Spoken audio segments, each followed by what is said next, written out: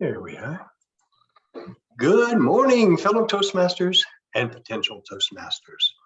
Welcome to Wake Up with Toastmasters.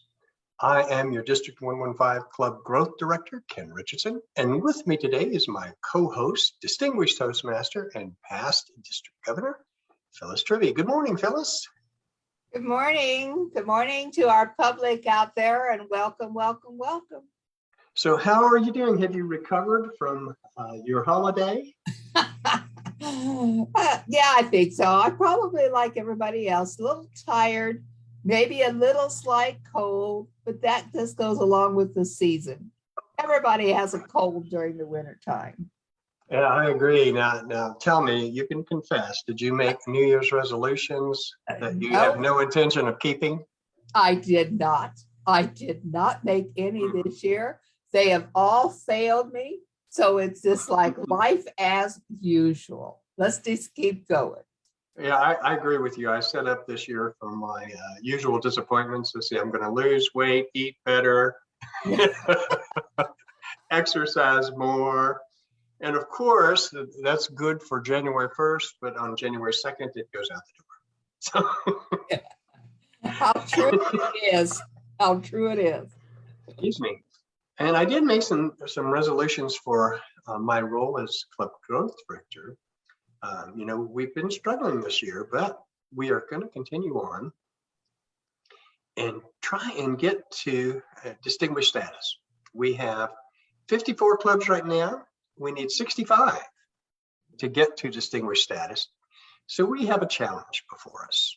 And getting new members is always a challenge. But now that we have the resurgence of COVID to deal with one more time, I don't think this thing is ever going away. We're going to have to learn to live with it long term, sort of like we do, the seasonal flu. But in any event, we are going to have to work around it and learn what works best for our members and for our clubs, and provide that so that we can move forward. I don't know what your thoughts are, but I have mixed feelings about it, but I miss being in person, but I certainly understand that our members, some of them have some concerns. So anyway, today I thought, well, we need to help provide our members in our clubs with some tools for growth. So today, of course, I've got a PowerPoint. I want to talk about, there's a surprise, right? I want to talk about how clubs can look at local businesses, however one defines that, in the immediate neighborhood, or if you're online, maybe it's much larger. But I want to pull this up once I find it again. Share my screen. And give me just a minute here. I've got to bear with me, if you will. Hold on. Yep.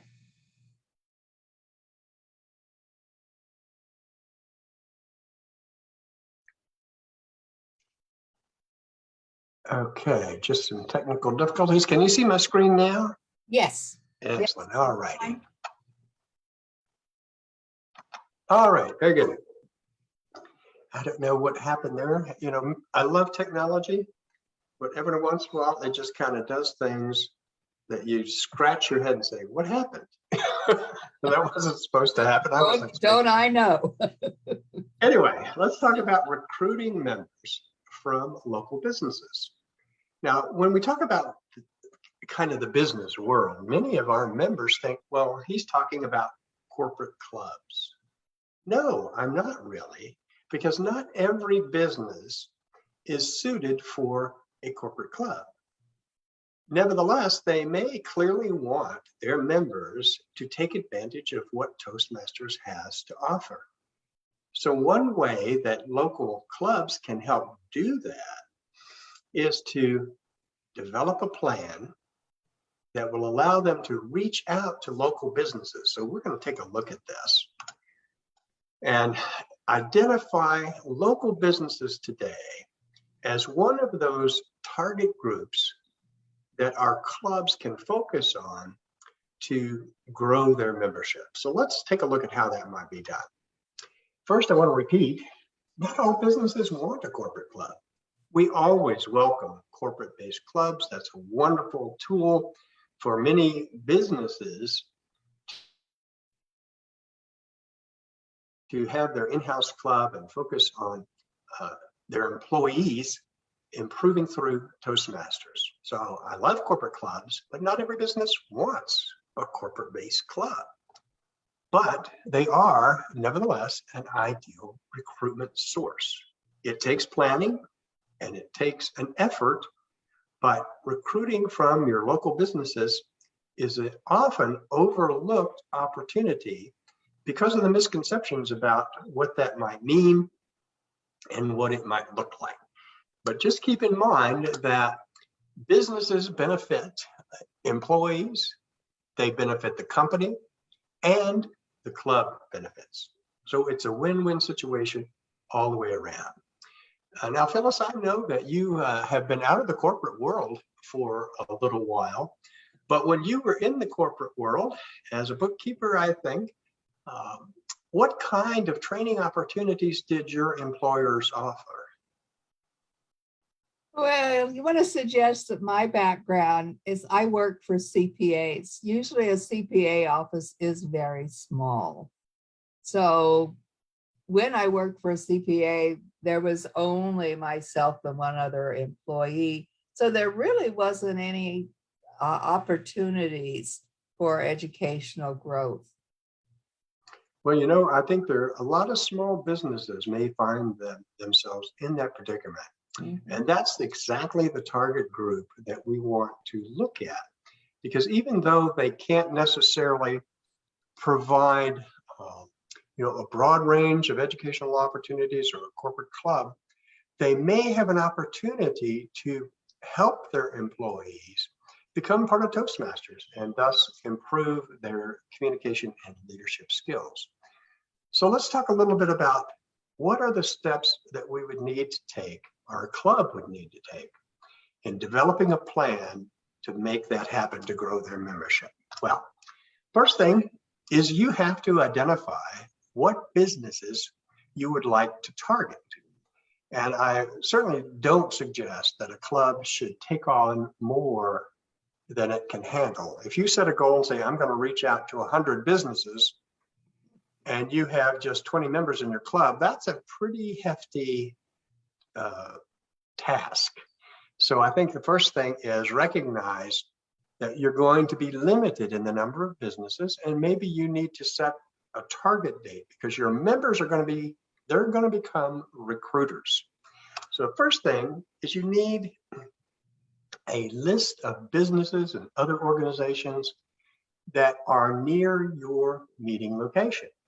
Now, of course, if you are meeting online only, or you're in a hybrid situation, you can expand your target area.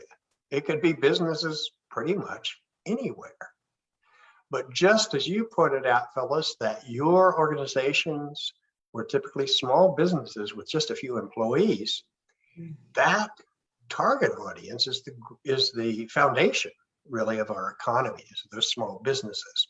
And I'm sure all of them would like to provide more for their employees if they could. And our task is to make them aware of Toastmasters and show them how that opportunity works. So develop a list that you want to target. Then talk to your members.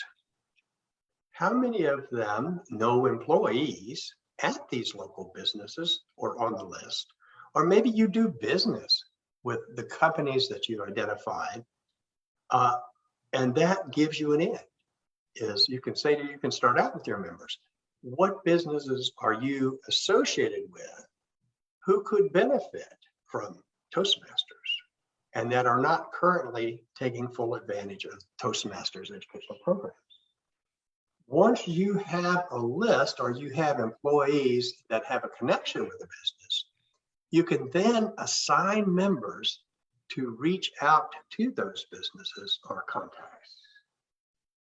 Any thoughts on that? What other ways can we look into developing that list of contacts, unless you have some thoughts. I think you're right. It needs to be probably the employees at the business, your current members. I think members know more people than they think. And they're always, I'm as bad as everybody else. Well, all my friends are either Toastmasters or family, and I've not been able to get them there yet. But we know other people. It doesn't necessarily mean there's my insurance agent and all the people that work for him. There's the real estate people, and some of them have small offices, but a lot of them have as high as 10, 15 employees. So it's not necessarily your personal friends, but it's people that you know, businesses that you have associated with. And that's exactly correct. Those are the type of businesses that make ideal contacts for clubs that are looking to grow their membership. And even if you have that connection, like you said, with an insurance company or real estate office, that connection can help open doors for your members. Another thing that you want to do is to make sure that you prepare your members for that initial contact. I know a lot of folks, and I count myself as one of them, I'm not a particularly good salesperson. Cold calling is something that I do. I really have to sort of build myself up to prepare to make a cold call on a business or on someone and say, hey, I need you to do such and such, or would you be interested in this? So I think it's important to make sure that we prepare our members. Once you have a plan for identifying business, then you have to identify members who are going to be the face of your club, really. And you have to give them the tools that they need to carry out that task, including, well, how do I approach these folks for the first time? Who do I approach? Well, in some companies, they may have a personnel manager, a training director, or a public relations manager. If they do, that's a great place to start. But for many small businesses, your first contact may have to be with the receptionist, and then later with the business owner or whoever at that very small company is in a position to let you in the door. So identify the organizations, identify members who may have a connection with those organizations, prepare your members for making those connections, and then identify who within that company to contact. Other sources that you can consider, of course, go to the Chamber of Commerce. There are different kinds of chambers of commerce, and you can usually get a list of businesses from them. Now, you may have to pay some money for that, and hopefully you get a little bit of change in your club treasury to help you. But for example, the Las Vegas Chamber of Commerce, there's the Henderson Chamber of Commerce, there's a Toastmasters Chamber of Commerce, and the Toastmasters Club. Of course, I think you remember that club, right? I am, very definitely. And they're a growing club that probably uses a lot of these techniques. I know Guy Dawson is very, very involved in the community and in the business community especially. So he has a lot of these connections. But there's also an urban chamber of commerce. And there's a new one that I read. I don't know if it's up and running yet, but it's targeted for veterans, like a veterans chamber of commerce. So you can get a list from other organizations like the Chamber of Commerce, and they will usually charge you, but that's a starting point, and it's usually a nominal fee. It's not a huge fee, and that will give you an opportunity to get started. The other thing that you can do is to look in the paper, often, or business magazines. Often when a new business comes to town, there's a little blurb about it in the newspaper or in business magazines. And that's another opportunity for you or a member of your club to drop by that business and introduce Toastmasters to them. So we're going to look now at a few other things that will help that initial contact and give you a path forward. So your members aren't just kind of hanging out there. So let's take a look at that. First, have your members. So here's where we are. We've identified the businesses. We've identified members who can contact a given business, and we've given them the tools to make that contact go smoothly. So the next step is get in touch, make the contact, send an email to those contacts, introducing yourself and getting started. You may prefer to give a phone call or try an in-person meeting, but I think an email is a good way to get started. As a society, we've kind of gotten used to emails, and it's a good introduction. And your letter may say, I plan to follow up with you in such and such a date. So you're setting up yourself for the next meeting. After the emails, make an appointment. And you can include in that email a comment about, here's what I want, here's why it's going to benefit you, and here's when I'm going to follow up. Those three things. A few days after that, make the appointment, meet the contacts at those respective businesses, and explain how the Toastmasters program can help their organization. What do you think about this approach, Phyllis? Does this make sense to you? Yes, and it's always helpful, I think, to actually have printed material. When I call this a cold call, even though I would have an appointment, but I always wanted to take in at least 2, maybe 3 folders with information about Toastmasters, and maybe some stories from our members or a letter from the district director, anything at all to promote our cause of gaining new members, but to let them understand what our program is about. That it's not just us.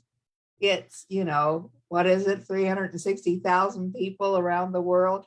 But I mean, it's big. And yes. We're doing a lot. And the program and the website, all that information that you can put in, a smaller form, but a folder that you can present to the person that you're talking with, so they understand more about it. And if it's going to be, like you say, a small business, maybe some open flyers that they can give to their associates to come to Toastmasters, see how it works. I think that's an excellent recommendation. You need to have something in hand to give them that they can peruse at their leisure. And it's often said that Toastmasters is the best kept secret in town, and I think that's true. Over 300,000 members worldwide, and yet many of the people in our own communities, they maybe have heard a little bit about Toastmasters, but they really don't know what it's about. So this is a good mechanism, a good pathway for you to get introduced to your local businesses. Here's some other things you should think about. Maybe you have a little money in your budget, and a good way to get to know people through networking, invite them to a lunch or to a dinner or to a business meeting. Have a group of Toastmasters that you can bring with you to talk about the program and its benefits. So at this point, you're exposing your potential new members, your client or your company, the company or the business that you're working with, to new people who are already within Toastmasters. So they begin to see that Toastmasters isn't just Ken Richardson or Phyllis Tribby, that there are, in fact, a lot of people out there who have been members who have benefited from the Toastmasters program, both in communication and leadership skills. So if you can arrange it, have a lunch or a dinner or a breakfast or whatever works with a small group, maybe the club president, the club VP of membership or VPE, and further introduce them to the concept of success through Toastmasters and what Toastmasters can bring to the table for their employees. After that meeting, you want to send another follow-up email. And, you know, it's all about follow up, follow up, follow up, because all of us have good intentions, but we get busy. And unless we get those reminders, whether it's an email or it could be a phone call, in the old days, it might have been a letter, but few people do that anymore. But send that other email to everybody who attended and say, thank you for participating. Now, here's the next step. I need your cooperation to encourage employees to become members. And they may come back, well, why don't we do a presentation for our employees? And I think that's a great way to really get into that business and to show them, do like a mini demonstration meeting. And their part of the task is to get their employees together, bring more handouts, and of course, membership applications. You got to ask, who's ready to sign up? But this part of the process, I think, is very, very important, because you're showing consistency and over time in terms of your recruitment efforts with that particular company. Make sure you emphasize to all of your members that you don't want them to drop the ball. Once you've started down this path and you have a plan to recruit businesses, their responsibility is to see it through. And you're not going to get, you know, a flood of members necessarily from this process. But let's suppose that you approach 10 companies. You have your members approach 10 companies. And out of that, you get 2 members. You've got 20 new members from 10 companies that you've worked with. That is well worth the effort. And you, by approaching this in a professional way and being consistent, you show the companies and the businesses that you're working with that it's an excellent way for employees to grow and achieve. Again, select only as many companies as your club can effectively accommodate. It may be just 5. You may want to conduct sort of a little experiment. Say, we'll start with 3 and see how this works and see if we can refine our technique. But whatever, make sure you follow through. Don't drop the ball in the middle of this program. So finally, when you're talking about the program, talk about success. Talk about Toastmasters who are at the same company or who may have a connection with the company, and use those testimonials. Have them explain, well, why have I been a Toastmaster for 14 years? Well, I'm a Toastmaster for 14 years because I still learn, I'm still working on improving my communication and leadership skills. And finally, follow up as needed, because you want to nurture that relationship. But once you've recruited 1 or 2 members from a business, you have a built-in networking opportunity to continue on. What do you think, Phyllis? You think this plan might work? Well, you know, presented well to our members, it should work, yes. We have to have them that are willing. Right now, what I see sometimes is such a small club doesn't go out and recruit as well. Maybe something at 10 to 12 members. I think that this presentation should work well, should give them ideas. And that's the most important thing I think that we are here for, is to give our clubs, our members, ideas of what has worked for others can work for them. Exactly. And we have to make sure, I think our obligation at the district level, more than anything else, is to make sure that we give our clubs and our members the tools that they need to succeed.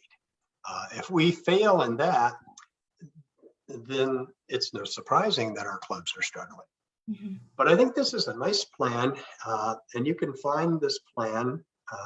Contact me. It's in, let's see if I have this called up. I found a lot of this information on the TI website, as I do so many things. Bear with me a second. I think I can pull that up. And bear with me. Always the technology issues, huh? I know I've had it. I want to tell people out there that you've put this presentation together yourself and would be happy to allow anybody to have this presentation to present to their clubs. Absolutely. And I just want to real quickly, because I know we're getting a little short on time, but now, can you see my screen okay? Yes. All right. This is, you'll recognize the Toastmasters website. And this is under Leadership Central, Club Officer Tools, New Club Resources. And in this, I found the membership growth book. See if I can pull this up so you can see what it looks like. Can you still see that? Yes. Okay. This is the membership growth book. It's free to download. It's about 20 pages, and it includes in there the presentation I just gave about how to get corporate businesses, individual member recruitment from businesses. Again, we're not looking in this instance to create corporate clubs because we're targeting those businesses that are maybe small, but who still want their employees to be able to take advantage of Toastmasters. And some of them may be willing to sponsor their employees on a trial basis, so you never know. Any final thoughts that we have on that today? I've got a few announcements. What do you think, Phyllis? What's your final message to our audience today? My final message is Toastmasters only costs one latte a month. You can give up one latte to be a member of Toastmasters because it'll change your life for sure. Absolutely. Thank you so much, Phyllis. I appreciate your input in the program today. I hope our viewers got something from it. I want to remind everyone that if you have questions or if there's anything we can do to help, or if you'd like to be a guest on Wake Up with Toastmasters, you can email me at d115cgd@gmail.com. I want to remind everyone that this coming weekend on Saturday, the 8th of January, will be our TLI. We've got actually 2 TLIs planned. One is in person. And again, you can find on our website the information on the location and what have you for our in-person TLI. That's on January 8th. And then on January 24th, we are going to have an online TLI for those folks who would rather attend online. Again, you can send me an email if you need additional information. I'll be happy to share that with you. And keep in mind, we'll also have on Saturday our educational enrichment night. We'll have some classes and some discussion groups available for our members. And all of that you can also find in the newsletter that just went out, the January newsletter. If you didn't get a copy, fuss at your president or your area director who you should have forwarded it. You can also go to our website and you'll find it there as well. Anything else, Phyllis? I think you've covered it. All right. Night, we always want to advertise game night. Thank you for reminding me. Game night, yes, that's on the last Saturday a month. And again, the link to register for game night can be found in the newsletter, or you can email me always. All right, well, I want to thank you, Phyllis, and thank our viewers for joining in today or tuning in later, whichever their preference. And we will see you again on Thursday. Phyllis and I will be back on Thursday. Tomorrow, Jennifer Smith, our public relations manager, will be here. And then on Friday, our program quality director, Gene Rivers. So I'm going to say goodbye, everyone. Have a wonderful, wonderful day. And the one thing, too, please remember to stay warm. It's pretty cold out this morning. Believe it or not, I've been out, and it is cold. Have a great day. Cool.